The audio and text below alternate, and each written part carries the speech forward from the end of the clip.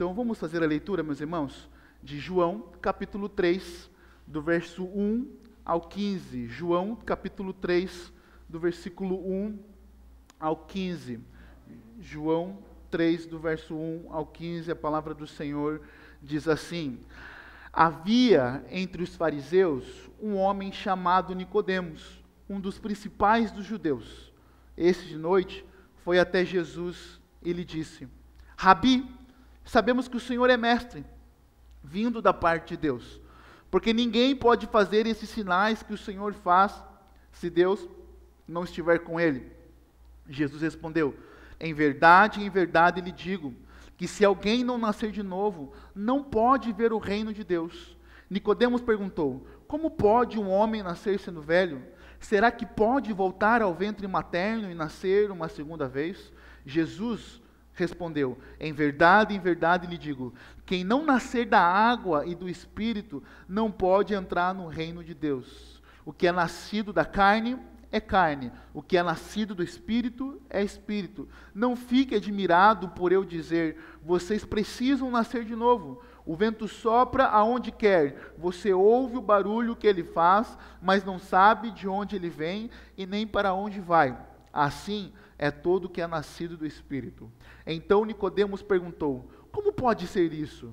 Jesus respondeu: você é mestre em Israel e não compreende estas coisas? Em verdade lhe digo, que nós falamos do que sabemos e damos testemunho do que vimos, mas vocês não aceitam o nosso testemunho. Se vocês não creem quando falo sobre coisas terrenas, como crerão se eu lhes falar sobre as celestiais? Ora, ninguém subiu ao céu, a não ser aquele que de lá desceu, o Filho do Homem. Assim como Moisés levantou a serpente no deserto, assim também é necessário que o Filho do Homem seja levantado, para que todo o que nele crê tenha a vida eterna. Amém? Vamos a Deus mais uma vez em oração. Senhor, muito obrigado pelo seu Filho Jesus Cristo, que desceu do céu e foi levantado na cruz por causa dos nossos pecados. Senhor, nós pedimos que com a Tua graça e com o Teu poder se manifeste, ó Deus, no meio de nós. Continue se manifestando, Senhor. E, ó Deus, muito obrigado pela vida de cada irmão que está aqui, Senhor. Obrigado pela vida de cada pai que está aqui. Pai, eu quero louvar o Teu nome, Pai, por cada homem que tem se dedicado, ó Deus, a cuidar dos seus filhos, ó Deus. Pai, que o Senhor abençoe, derrame da Sua graça cada vez mais, Senhor Deus. E não só cuidar dos filhos, mas honrarem com o seu compromisso matrimonial também, Senhor. Eu oro pedindo, agradecendo e pedindo que o Senhor derrame graça sobre a vida deles e os sustente na força do Senhor, Pai. Também, ó Deus, pedimos que o Senhor, com a Sua palavra, esteja, Deus, abrindo o nosso entendimento e nos dando, ó Deus, clareza, e que o nosso coração esteja, Deus, Pai, em devoção ao Senhor, prostrado a Ti, pois o Senhor é o único digno de nossa adoração, de nosso louvor, de nossa honra e de nossa entrega, Senhor Deus. A Ti pedimos que Teu Espírito, ó Deus, Pai querido, fale aos nossos corações por meio da Sua palavra. É essa a minha oração que faço, em nome de Jesus. Amém. Eu acredito que se você tem 2 anos de crente em Cristo Jesus, e você lê a Bíblia, essa história é uma história conhecida para você. O Evangelho de João é um evangelho maravilhoso, né? A Bíblia é um livro maravilhoso, né? Mas o Evangelho de João é algo maravilhoso. E essa história, acredito que ela é conhecida de todos nós. Ela é conhecida por esse encontro de Nicodemos com Jesus, né, à noite. E esse texto, ele fala sobre o novo nascimento. O tema da nossa mensagem é uma doutrina central para a fé cristã, né? O novo nascimento. E eu creio que você já ouviu falar essa frase aqui: olha, fulano é uma pessoa boa, trabalhador, honesto, dedicado. O que falta para ele é só Jesus. Todos nós, em algum momento, já nos deparamos com essa frase, não é verdade? E de fato, Jesus está diante de um homem trabalhador, de um homem com uma reputação ilibada, mas Jesus o chama e o fala que ele precisava de um novo nascimento. Se nós fôssemos colocar em uma sentença a ideia desse texto do capítulo 3, do verso 1 ao 15, nós poderíamos colocar da seguinte maneira: o novo nascimento é um ato sobrenatural de Deus, necessário para entrar no reino de Deus e que nos capacita a crer na obra de Cristo. A crer na obra de Cristo. Então nós vamos observar o texto e nós vamos ver nesse diálogo aqui o que nós podemos aprender, o que João estava querendo mostrar para aquela audiência em primeiro lugar. Veja só, então Nicodemos, veja do verso 1 ao 2, que já diz que havia entre os fariseus um homem chamado Nicodemos, um dos principais dos judeus. Veja que o João já destaca e já coloca que Nicodemos era um dos principais dos judeus. E o verso 2 diz que este de noite foi até Jesus. Veja que então ele procurou um lugar de noite para ir até Jesus. A pergunta que nós precisamos fazer é: quem é Nicodemos? O verso 1 mostra para nós que Nicodemos ele era um fariseu. Então, ele era um judeu, fariseu. E quem são os fariseus? Foram um grupo religioso, social, político dentro do judaísmo, e eles eram um grupo que foram adversário de Jesus. E quando o texto coloca que Nicodemos era um dos principais, era porque ele era um homem importante, e certamente ele fazia parte do Sinédrio.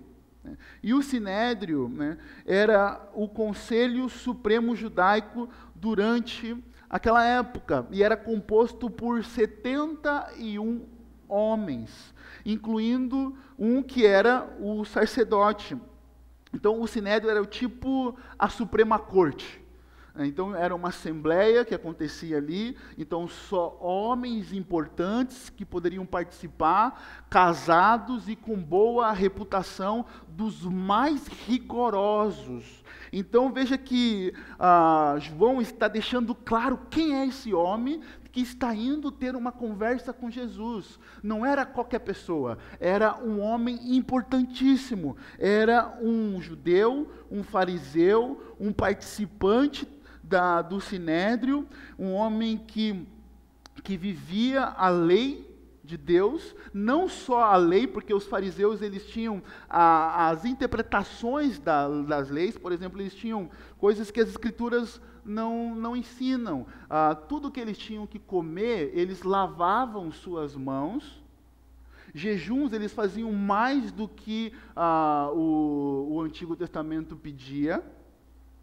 E eles cobravam isso das pessoas. Então, eles tinham uma interpretação à parte da lei, que era a tradição dos fariseus. Então, eles eram um grupo de uma tradição muito rígida. Os fariseus eram um grupo religioso extremamente rígido no cumprimento da lei e da tradição.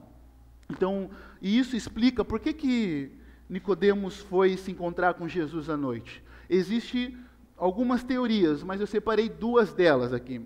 Nicodemos foi se encontrar com Jesus à noite porque não poderia ser visto com Jesus, porque os fariseus eram adversários de Jesus.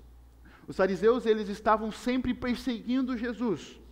Então, uma das teorias é que Nicodemos, então, não podendo ser visto com Jesus, espera todo mundo se deitar, vai na calada da noite, Nós sabemos que no tempo de Jesus as ruas não eram como nós temos hoje, cheios de luzes e postes de luzes clareando. Então, ele vai na calada da noite. Isso é uma teoria e podemos talvez colocar isso no texto. Mas a segunda é porque Nicodemos foi se encontrar com Jesus, porque ele talvez queria ter um tempo melhor e maior com Jesus.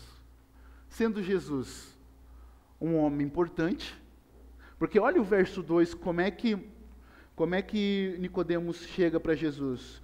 Olha que ele diz, Rabi, chamando Jesus de mestre. Rabi, a palavra Rabi aqui é mestre. Sabemos que o Senhor é mestre, vindo da parte de Deus, porque ninguém pode fazer esses sinais que o Senhor faz se Deus não estiver com ele.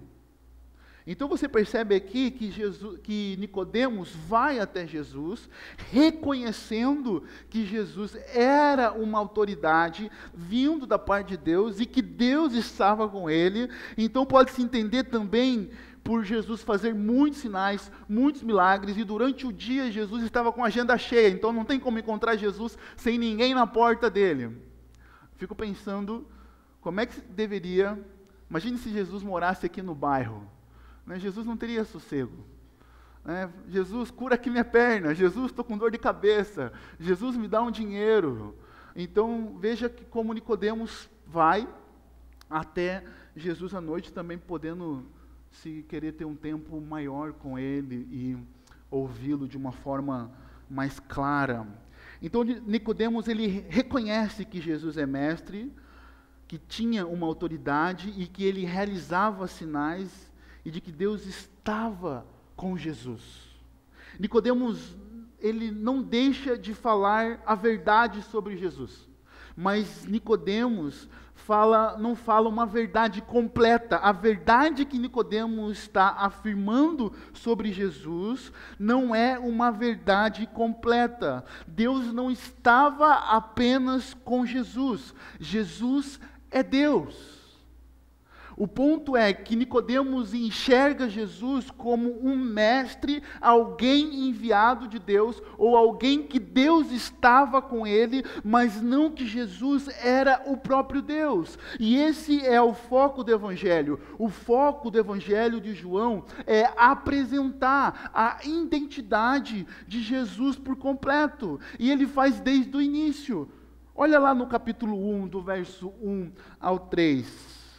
Olha que diz lá no capítulo 1, do verso 1 ao 3. No princípio era o Verbo, e o Verbo estava com Deus, e o Verbo era Deus, e ele estava no princípio com Deus, e todas as coisas foram feitas por ele, e sem ele nada do que foi feito se fez. Então, um dos propósitos do Evangelho de João ser escrito é apresentar Jesus como o próprio Deus. Então, meus irmãos, o que fica? Nós entendemos aqui a doutrina da encarnação do nosso Senhor Jesus Cristo, que Ele é 100% homem. Jesus foi 100% homem e 100% Deus. Jesus não foi 50% homem e 50% Deus, mas Jesus foi 100% homem e 100% Deus, e isso é central para a fé cristã. Então a gente percebe que no verso 2,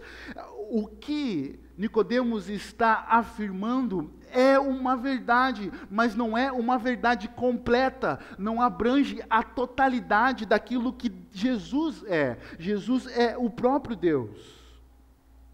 O Evangelho, segundo João escreveu, ele começa com essa afirmação poderosa, que Jesus é Deus, que Jesus é Deus. O Evangelho de João tem o propósito de ser escrito, se você abrir lá em João capítulo 20, no verso 31, também mostra por completo qual foi o propósito que João escreveu esse Evangelho. E este, João capítulo 20, verso 31.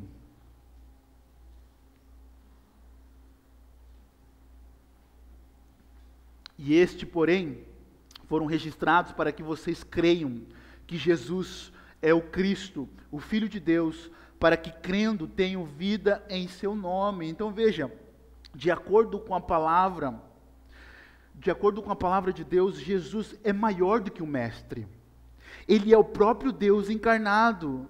o Cristo que veio libertar o seu povo da escravidão do pecado por meio da sua morte na cruz. Então veja que o propósito do Evangelho de João ser escrito é apresentar a divindade de Jesus, que Jesus é o próprio Deus, é apresentar que as pessoas possam crer que Jesus é o Cristo, o Messias, que viria libertar o povo de Israel da escravidão do pecado. Então veja que Jesus responde Nicodemos dizendo: olha, Nicodemos, veja que no verso 3, então, Jesus ele entra direto no assunto. E é interessante isso aqui. Para perceber, por que Jesus ele faz isso? Por que Jesus faz isso? Porque Nicodemos está afirmando que ele é mestre, que os sinais que ele estava fazendo, que Jesus estava fazendo, não eram sinais de uma pessoa que Deus estava com ele. Mas no verso 3, Jesus já entra no assunto. Jesus responde a Nicodemos dizendo qual era a necessidade dele, que era necessário nascer de novo para entrar no reino dos céus. Veja lá o verso 3, Jesus respondeu: em verdade lhe digo, que se alguém não nascer de novo, não pode ver o reino de Deus. Não pode ver o reino de Deus. Jesus apresenta a necessidade principal de Nicodemos. Jesus apresenta a necessidade principal não só de Nicodemos, mas Jesus apresenta a necessidade principal de toda a humanidade, que é o novo nascimento. O novo nascimento. Então, a necessidade de Nicodemos era nascer de novo. Se talvez, meus irmãos, o texto não mostra para nós, Nicodemos foi atrás de Jesus para ouvir um conselho, ou até mesmo para pedir um milagre. Jesus direciona qual é a necessidade dele naquele momento. Que a necessidade dele era do novo nascimento. E sabe que isso nos remete, meus irmãos? É que a necessidade de todo ser humano é um novo nascimento. A sua necessidade, a minha necessidade é de um novo nascimento. Todo ser humano precisa nascer de novo para ver o reino dos céus. E é exatamente isso que vai acontecer nesse diálogo agora de Jesus e Nicodemos. Veja então que o verso 3 ao 8, Jesus está falando da necessidade do novo nascimento para entrar no reino de Deus. Então veja que Jesus coloca como condição para ver e entrar no reino de Deus é um novo nascimento. Jesus responde aqui no verso 3, em verdade, e veja que no verso 5 Jesus responde também em verdade, e também no verso 11, Jesus responde, em verdade lhe digo. O que isso significa? Que Jesus está dizendo, sabe o que é verdadeiro? Sabe, Jesus está chamando a atenção de Nicodemos. Olha, quando Jesus está falando em verdade, Jesus está dizendo, o que eu vou dizer agora é absolutamente certo, é que uma pessoa, ela só pode entrar no reino de Deus se ela nascer de novo. Jesus está chamando a atenção para aquilo que ele vai falar. Está dizendo, sabe, em verdade lhe digo, está dizendo, isso aqui que eu estou falando é absolutamente certo, é irrevogável para uma pessoa entrar no reino dos céus, para uma pessoa ter percepções espirituais, ela precisa primeiro nascer de volta. Não, ela não vai entrar no reino dos céus pela sua condição de uma vida moral e ilibada. Não, é necessário nascer de novo. Então Jesus está diante de um mestre importante e chamando esse mestre a um novo nascimento. A um novo nascimento. Então, quando Jesus diz para Nicodemos que para entrar no reino de Deus é necessário nascer de novo, a gente percebe então Nicodemos questionando. Olha o verso 4. Você já se questionou sobre essa pergunta do versículo 4? Nicodemos perguntou: como pode um homem nascer sendo velho? Será que pode voltar ao ventre materno e nascer uma segunda vez? Vamos pensar nessa pergunta? né? Alguns estudiosos colocam que Nicodemos foi irônico aqui com Jesus. Mas não dá para perceber ironia. Dá para perceber uma falta de entendimento daquilo que Jesus estava querendo dizer. Então, e Jesus, veja como Jesus repete as palavras para ele, dando o quê? A ênfase. Olha o verso 5. Ele volta a dizer, em verdade te digo, quem não nascer da água e do Espírito não pode entrar no reino de Deus. Então veja, quando Jesus está repetindo em verdade lhe digo agora no verso 5, Jesus está dando uma ênfase. Mais uma vez ele está enfatizando a necessidade do novo nascimento. Ele está dizendo, esse assunto aqui não é algo trivial, não é algo banal ou secundário nas Escrituras. Esse assunto aqui é extremamente importante para a vida da igreja e para a vida das pessoas e para a sua vida. Esse assunto aqui tem a ver, sim, meus irmãos, com vida ou morte. Jesus está olhando para esse mestre, está dizendo assim, olha, o que eu estou falando aqui não é um nascimento carnal, não, mas é um nascimento espiritual. Então a resposta de Jesus ao questionamento de Nicodemos é afirmar para ele que o novo nascimento, para ele entrar no reino dos céus, ele precisa nascer de volta. Ele precisa nascer de novo. Veja agora, no verso 5, parece que Jesus inclui mais palavras do que na primeira afirmação do verso 3. Veja, no verso 5, ele inclui água. Jesus disse que quem não nascer da água e do Espírito não pode entrar no reino de Deus. Veja, ele inclui a palavra água, ele inclui a palavra Espírito e ele inclui a palavra entrar. No primeiro, Jesus está dizendo que, enquanto no verso 3 Jesus diz que quem não nascer de novo não pode ver o reino de Deus. E agora no verso 5, ele diz ele está dizendo assim, quem não nascer de novo não pode entrar no reino de Deus. Então veja que, na realidade, Jesus ele está fazendo o que aqui? Jesus está usando uma força retórica do argumento, aumentando a ênfase no novo nascimento. Jesus está dizendo, olha, quem não nascer de novo não pode ver o reino.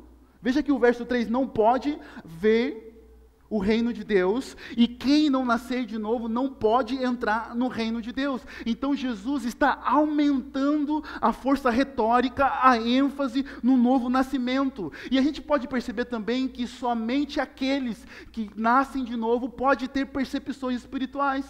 Lembra de Pedro?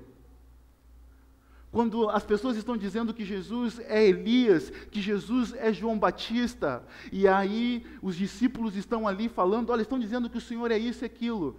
E aí Jesus pergunta para eles, e vocês? E vocês? Quem diz que eu sou? E aí Pedro responde, tu és o Cristo, o Filho de Deus vivo. O que Jesus responde para Pedro? Não foi carne e nem sangue que te revelou, mas meu Pai que está nos céus. Meus irmãos, para entrarmos no reino dos céus, é necessário um novo nascimento.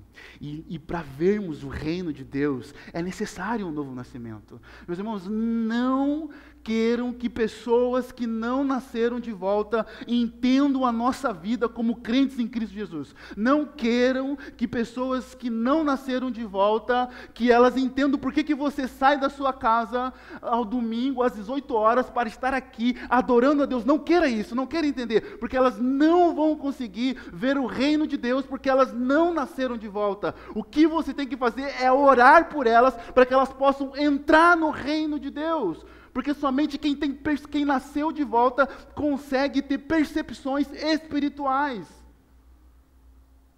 Então Jesus, ele está assim, fazendo uma força aqui, uma ênfase na realidade, aumentando a ênfase no novo nascimento. Agora, as duas palavras que Jesus inclui aqui, água, quando Jesus diz nascer da água e do Espírito. Jesus está falando da profecia que foi profetizado pelo profeta Ezequiel 36, 25 ao 29, se você quiser abrir a sua Bíblia para você acompanhar a leitura. Ezequiel 36, do verso 25 ao 29.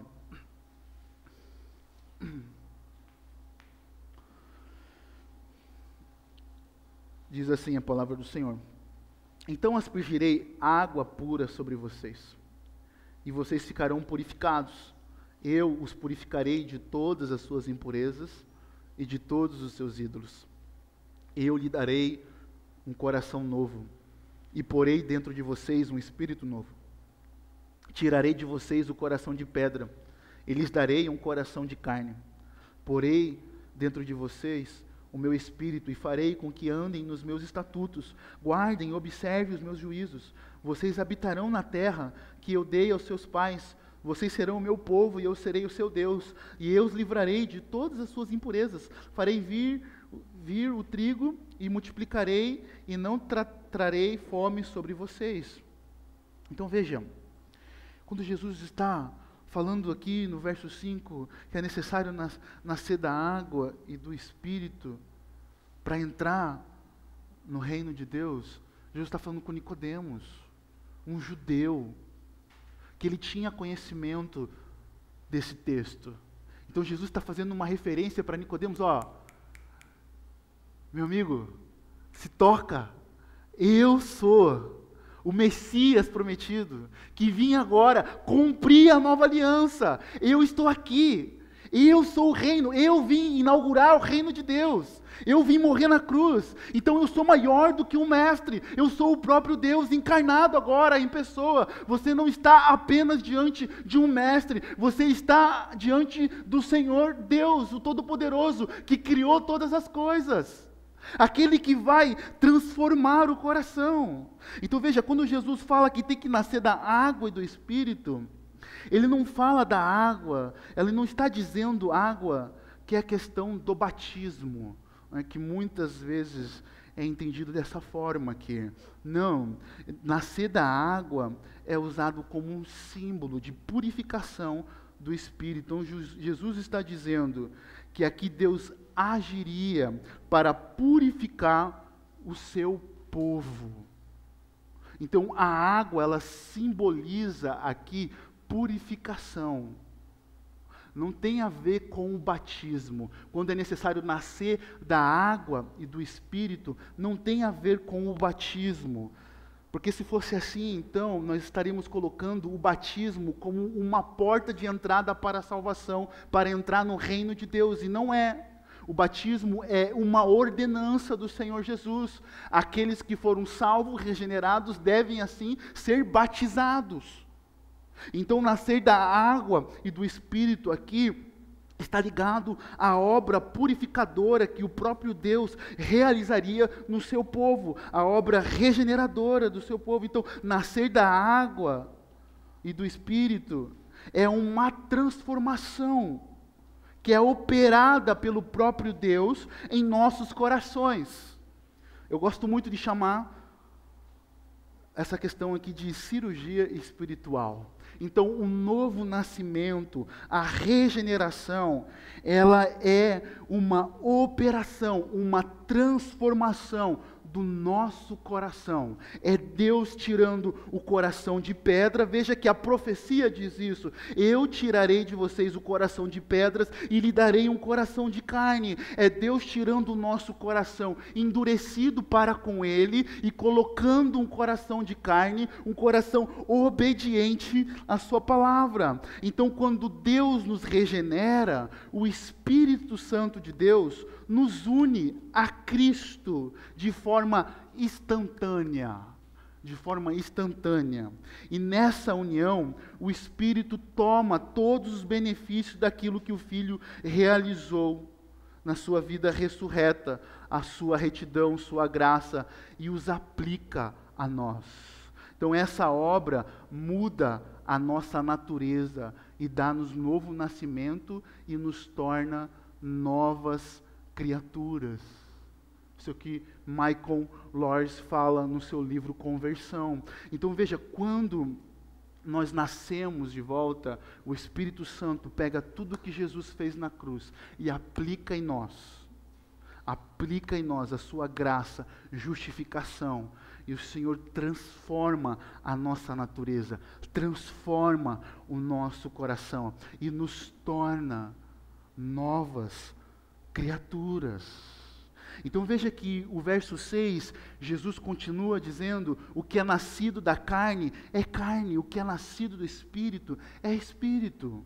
Então Jesus ele coloca aqui que o que é nascido da carne é carne. O que é nascido da carne ainda vai continuar com a sua natureza pecaminosa. E a sua natureza pecaminosa deseja só agradar a carne e não a Deus.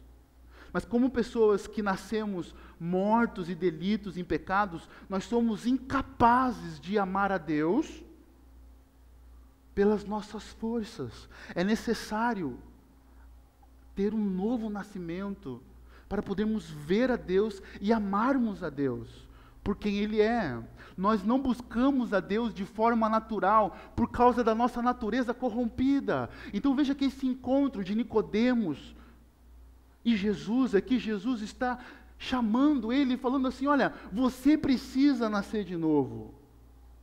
É necessário que você nasça de novo. E olha o verso 7 então. Olha que o verso 7. Não fique admirado por eu dizer vocês precisam nascer de novo. Veja que o verso 7 ele destaca o caráter imperativo do novo nascimento. E esse caráter agora, Jesus está dizendo, vocês, veja que ele usa agora a palavra, ele sai do plural, do singular, e ele vai para o plural.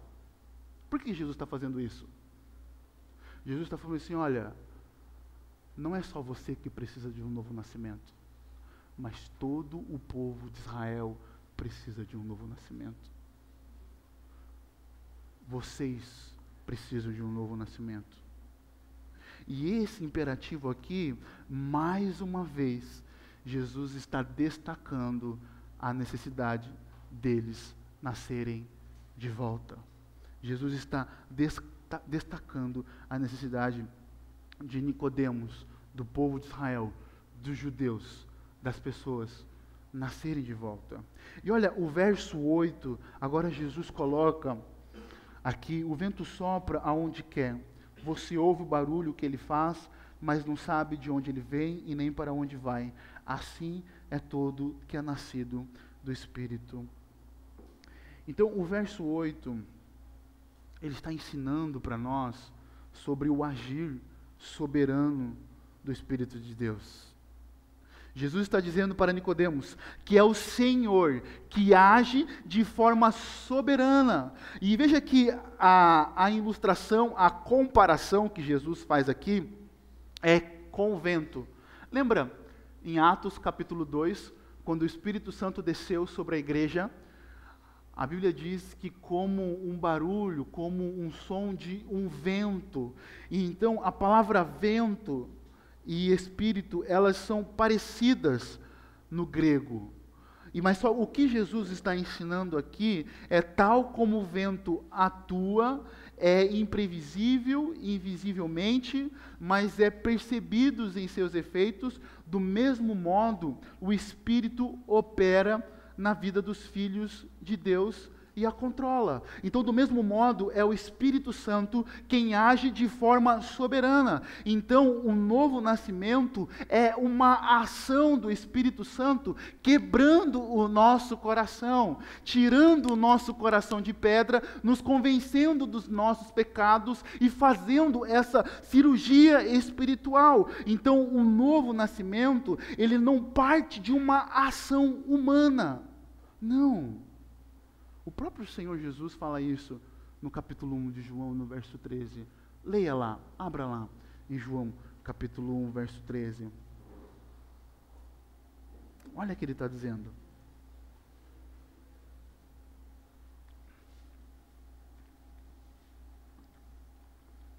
Os quais não nasceram do sangue, e nem da vontade da carne, e nem da vontade do homem, mas de Deus. Então, um novo nascimento não é um nascimento pela vontade do sangue, pela vontade da carne, pela vontade humana, mas é o próprio Deus agindo. Então, o novo nascimento, ele é interior e não exterior. Ele passa a ser identificável quando aquele que diz ser cristão mostra frutos de um coração regenerado, agora dominado pelo Espírito. Veja que essa comparação, veja, o vento sopra aonde quer e você ouve o barulho que ele faz, mas não sabe de onde ele vem, nem para onde vai. Assim é todo que é nascido do Espírito. Todo aquele que é nascido do Espírito é controlado pelo Espírito. Todo aquele agora que diz, colocou a fé em Cristo Jesus e se arrependeu dos seus pecados, ele é controlado pelo Espírito Santo. Ele não é controlado mais pelas suas vontades. Quando alguém é regenerado, a propensão que ele tem no seu coração agora são as coisas de Deus. São as coisas de Deus. Não são mais as suas vontades. Jonathan Edwards, ele descreveu a pessoa regenerada é como alguém que desenvolveu uma apreciação por Deus. Alguém que provou do mel e agora conhece a sua doçura. É alguém que provou do mel e agora conhece a sua doçura. Alguém que é regenerado é aquele que provou do Senhor e conhece a doçura do Senhor e não é mais movido pelas suas paixões. Mas, meus irmãos, precisa deixar claro que essa pessoa que é regenerado, ela não deixa de ser pecadora. Mas agora ela passa a lutar contra o pecado. O ponto é que a velha natureza não está mais no controle de sua vida.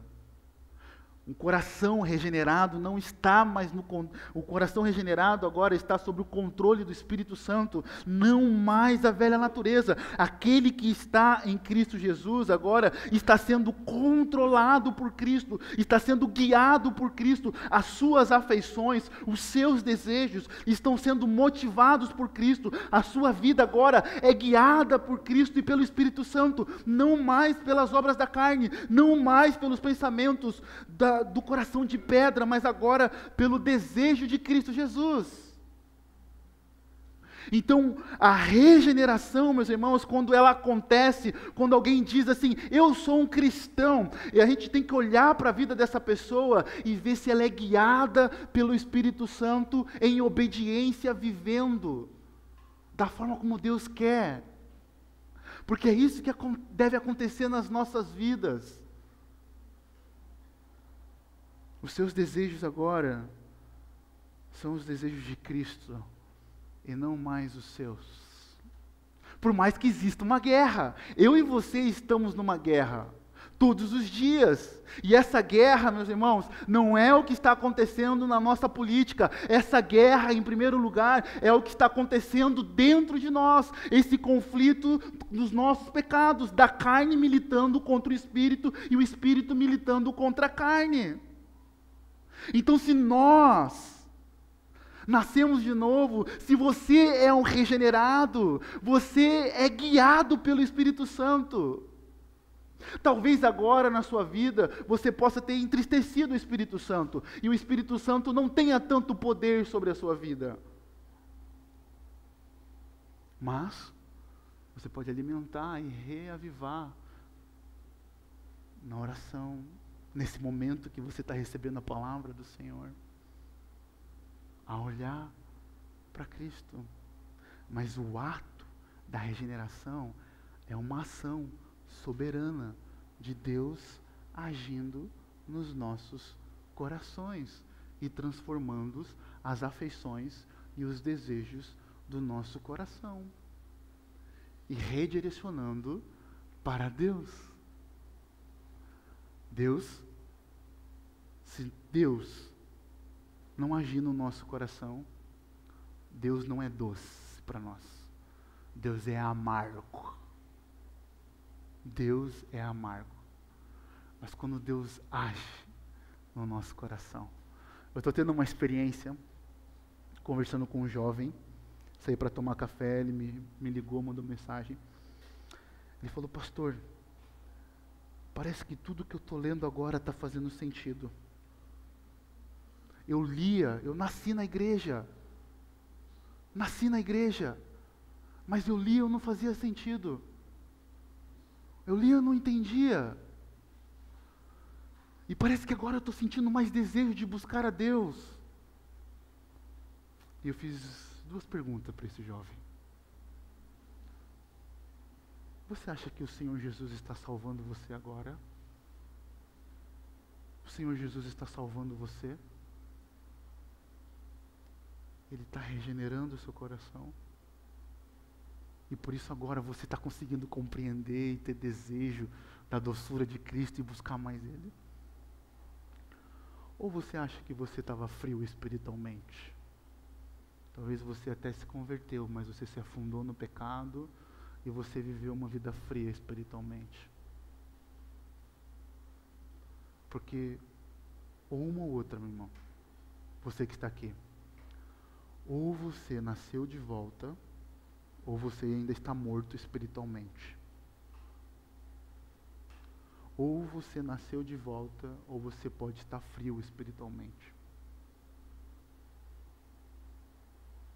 E para você voltar a uma alegria e a um fervor espiritual, você precisa começar a chorar aos pés do Senhor, buscar a sua palavra e adorar o Senhor e viver na comunhão com o povo de Deus. E veja, meus irmãos, o ponto que Jesus está colocando para Nicodemos aqui não é algo trivial, meus irmãos. Jesus está colocando isso como prerrogativa para entrar no reino de Deus. Jesus está falando, se você quer a vida eterna, Deus precisa agir no seu coração. Você precisa ter um novo nascimento. Não é só ter uma nova capa, não é só ter uma nova vestimenta de roupa, mas é um novo coração. É algo que acontece interior, mas de fato ele vai ser externado pelos nossos frutos, pelo domínio que o Senhor tem sobre a nossa vida. E a pergunta que fica para você nessa noite com todo carinho e com todo amor é: quem domina a sua vida? Quem guia a sua vida? Quem é que guia? Quem você ama mais? Porque todo que é nascido do Espírito é como um vento, não sabe para onde vai, mas é dominado por Ele. Quem é que está no controle da sua vida? E veja então que ainda nesse diálogo aqui, Nicodemos perguntou, no verso 9, como pode ser isso? Então Jesus confronta a incredulidade de Nicodemos e do povo de Israel. O verso 10, ele diz, você é mestre em Israel e não compreende estas coisas? Em verdade lhe digo, que nós falamos do que sabemos e damos testemunhos do que vimos, mas vocês não aceitam o nosso testemunho. Se vocês não creem, quando falo sobre coisas terrenas, como crerão se eu lhes falar sobre as celestiais? E o verso 13 ele coloca, ora, ninguém subiu ao céu, a não ser aquele que de lá desceu, o Filho do Homem. Então vejam, que Nicodemos não tinha entendido o significado que Jesus estava dizendo. Como pode ser isso? Jesus então passa a repreender a incredulidade de Nicodemos. E não só a de Nicodemos. Veja mais uma vez que ele usa aqui, o verso 10, ele começa dizendo, como é que você é mestre em Israel e não compreende estas coisas? Como? E vai dizer, olha, vocês, no verso 11, no final, vocês não aceitam o nosso testemunho. Veja, no capítulo 1 de João, Jesus diz, olha, eu vim para que eram os meus, mas os meus não receberam, me rejeitaram. Então Jesus passa a repreender a incredulidade de Nicodemos, e não só de Nicodemos, mas de todo o povo de Israel. Nicodemos, como mestre conhecedor das profecias, não entende que Jesus é o Messias, o Deus encarnado. Então Jesus ele repreende. E Jesus, mais uma vez agora, no verso 14, ele diz como ele veio para salvar a humanidade. E assim como Moisés levantou a serpente no deserto, assim também é necessário que o Filho do Homem seja levantado, para que todo aquele que nele crê tenha a vida eterna. Então veja que Jesus, mais uma vez agora, usa o Antigo Testamento. Olha, Jesus faz referência a Moisés, que levantou a serpente no deserto, quando o povo se rebelou contra Deus. Números, capítulo 21, se você quiser acompanhar, o verso 4 ao 8, Jesus está falando desse texto, do que aconteceu ali.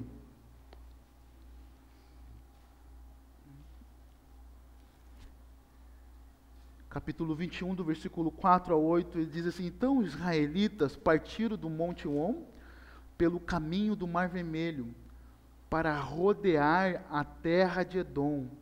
Mas o povo se tornou impaciente no caminho, e falou contra Deus, contra Moisés, dizendo: Por que vocês nos tiraram do Egito, para que morramos nesse deserto, aonde não há pão nem água?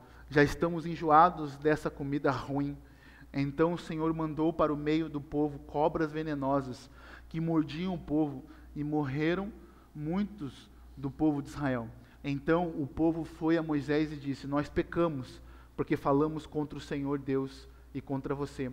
Ore ao Senhor pedindo que tire de nós as cobras. Então Moisés orou pelo povo. O Senhor disse a Moisés: Faça uma serpente, coloque-a sobre uma haste. Quem for mordido e olhar para ela, viverá. Então veja que essa é a história de pecado, pois o povo de Israel se rebelou contra Deus e Deus teve de castigá-los. Então Deus envia o quê? Serpentes, como uma maldição ali, cobras venenosas, e começam a morder o povo, as pessoas começam a morrer, e o povo começa a perceber que era o Senhor que estava. Então vão até Moisés e falam: Olha, Moisés, nós pecamos contra o Senhor, ore ao Senhor. Então Deus fala com Moisés para que ele fizesse uma serpente de bronze e fosse levantado numa haste, e quem fosse mordido olhasse para ela com fé, e aquele que olhasse para ela viveria, não morreria. E veja que então que Jesus está dizendo aqui: assim como Moisés levantou a serpente no deserto, assim também é necessário que o Filho do Homem seja levantado. Veja que o povo de Israel, no deserto, demonstra arrependimento e pede que Moisés ore pelo povo de Deus, pelo povo, para que Deus venha prover o quê? A solução. Então Deus dá a solução, e Deus provê a serpente de bronze, e o povo tinha que olhar, e ele levanta essa haste. Agora Jesus está olhando para Nicodemos, que é o povo de Israel, e está dizendo: o que falta para vocês é arrependimento. O que falta para vocês é um coração transformado, porque assim como Moisés levantou a serpente, assim também é necessário que o Filho do Homem, eu que desci do céu, eu que estava no céu, desci do céu, que eu seja levantado. Então o que Jesus está dizendo aqui é que assim como a serpente foi levantada na haste para curar aqueles que foram picados, assim Jesus foi levantado na cruz. Assim Jesus faria para salvar o povo de Israel e todo o mundo do pecado, da maldição do pecado.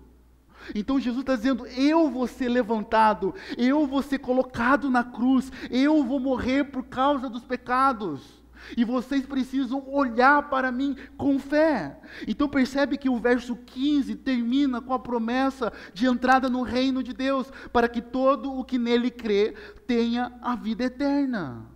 Então, meus irmãos, assim como o povo de Israel olhou para a serpente no deserto, essa serpente de bronze, aqueles que foram picados, assim todos nós precisamos olhar para Jesus,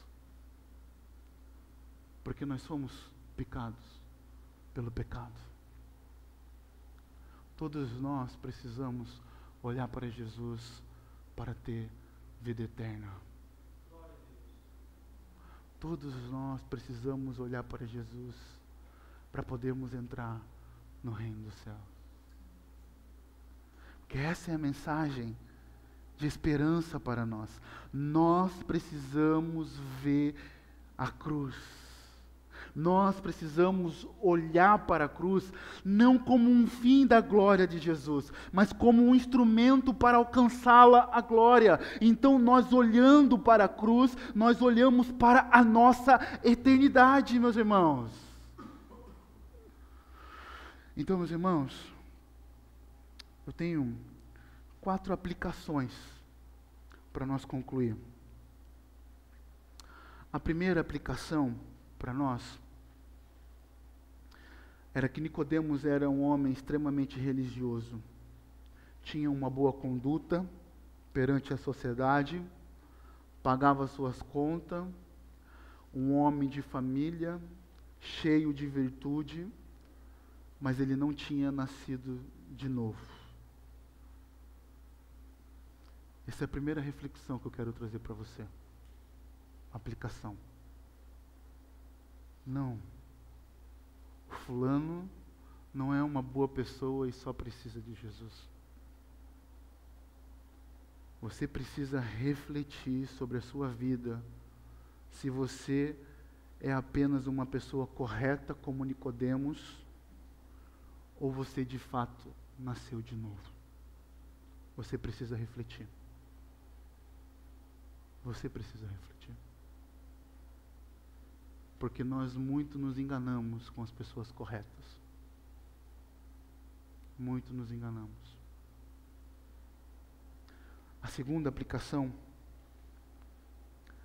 crer que Jesus pode fazer milagre, não faz de você uma pessoa regenerada, salva por Jesus. É necessário um novo nascimento. Nicodemos reconheceu que Jesus fazia sinais, milagres. Mas a resposta de Jesus para Nicodemos é: você precisa nascer de novo. Crer que Jesus pode fazer milagres não faz de você uma pessoa regenerada, uma pessoa salva. Não, você precisa de um novo nascimento.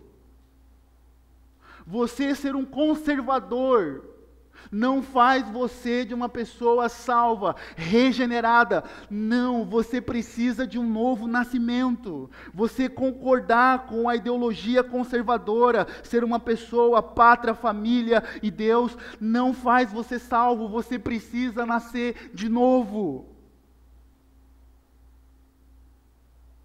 Você crê que Jesus fazer milagre não faz de você um regenerado, não faz. Jesus respondeu para Nicodemos: olha, você precisa nascer de novo. Não é só assim que você tem que me enxergar. Eu preciso ser o seu salvador da sua alma, do seu coração. Eu preciso ser tudo na sua vida. Porque é exatamente isso que um regenerado é. Ele tem Cristo como tudo, mais precioso, como seu tesouro. A terceira aplicação é que você não pode produzir regeneração. Quem produz regeneração é o próprio Deus, por meio do seu Espírito, por meio do Espírito Santo. Pregamos, evangelizamos, confiamos que Deus usa a sua palavra através de nós para transformar o coração. E é nessa confiança, meus irmãos, que eu subo todos os domingos aqui. Porque eu sei que é o Espírito que usa. E eu sei que se você está aqui, o Senhor está chamando você. O Senhor está talvez operando nesse exato momento regeneração. Porque essa é a minha oração pela sua alma e pelo seu coração. Porque se você não for regenerado, você pode crer que Jesus faz sinais, você pode ter uma boa conduta, mas você não vai entrar nos céus. Quarta. Se somos regenerados, somos salvos do pecado por meio do sacrifício de Jesus, nós temos o descanso da vida eterna. Se você é regenerado, você é salvo por Cristo Jesus, você tem o descanso da vida eterna. Podemos ser perseguidos, podemos passar por lutas, sofrimento, mas nós temos o descanso da eternidade com Cristo Jesus. O regenerado, ele não está pautado na sua confiança aqui nessa terra. Vivemos um momento desastroso na nossa nação, mas o nosso coração dos regenerados não está confiante na política, está confiante no Rei Eterno, no Deus Todo-Poderoso, que nos salvou por meio da obra, do sacrifício do nosso Senhor Jesus Cristo. Então nós descansamos. Nós temos o descanso, os regenerados descansam na salvação que tem por causa de Cristo Jesus. Então, meus irmãos, nós necessitamos da visão correta sobre a fé cristã e sobre a vida. Que o Senhor possa nos abençoar com essa palavra e nos encorajar. Vamos orar?